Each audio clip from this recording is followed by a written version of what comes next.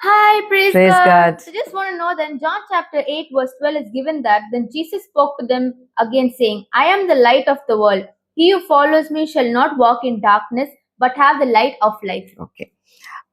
This I am the light of the world mention பண்ணிருக்காரு Jesus. Okay, இப்போ உலகத்துக்கே வெளிச்சம் தருதான் நீ எதை சொல்லுவ? Sun. ஓகே, சன்னு தான் வெளிச்சம் தருது உலகத்துக்கு. Sun is just a creation இல்ல, அதோடைய சோர்ஸ் ஆஃப் இட் எங்க இருந்து வருதுன்னு பார்க்க. Source is coming from a God. So creator has given the creation. நம்ம ஒரு கிரியேஷன்ல இருந்து வர சன்ன வெளிச்சத்தை தான் பெருசா எல்லாரும் பார்த்துருக்கோம். ஆக்சுவலி வெளிச்சம் வர்றது இடம் வந்து ஆண்டவர் கிட்ட இருந்து வருது. So he is the light of the world.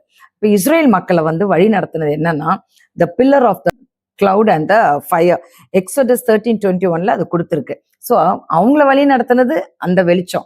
இப்ப நம்மள வழி நடத்துறது என்னன்னா, வெளிச்சமானது ஏசு கிறிஸ்து. இப்ப நீ ஒரு ரூமுக்குள்ள போற, அது ஒரு மாதிரி இருட்டா இருக்கு, அவங்க ஒரு பொருளை எடுக்க போற, அப்ப எப்படி எடுப்ப? தடவி தடவி எடுத்துட்டு இருப்ப. அப்ப அதுக்கு ஒரு லைட் போட்ட உடனே என்ன ஆயிடுது, அந்த டார்க்னஸ் போயிடும், ஆனா வெளிச்சமா இருக்கும், எடுத்துட்டு வந்துடுவேன். ஸோ அதே போலதான் நம்ம வாழ்க்கையிலும் ஏசு கிறிஸ்துன்ற ஒரு லைட்டு நம்ம இருதயத்துக்குள்ளேயும் சரி இந்த உலகத்துக்கும் வந்தாலே முதல்ல என்ன வெளியே போயிடும், அந்த டார்க்னஸ் வெளியே போயிடும். அப்புறம் நம்ம அந்த வெளிச்சம் நம்மள வழி நடத்தும். So God is a God of the light. எல்லாரும் சொல்ல ஏசு கிறிஸ்து தான் வெளிச்சம். நமக்கு ஏசு கிறிஸ்து தான் வெளிச்சம் இல்லை, ஹீ இஸ் த லைட். ஏசு தான் வெளிச்சமே. Got it? Thank you.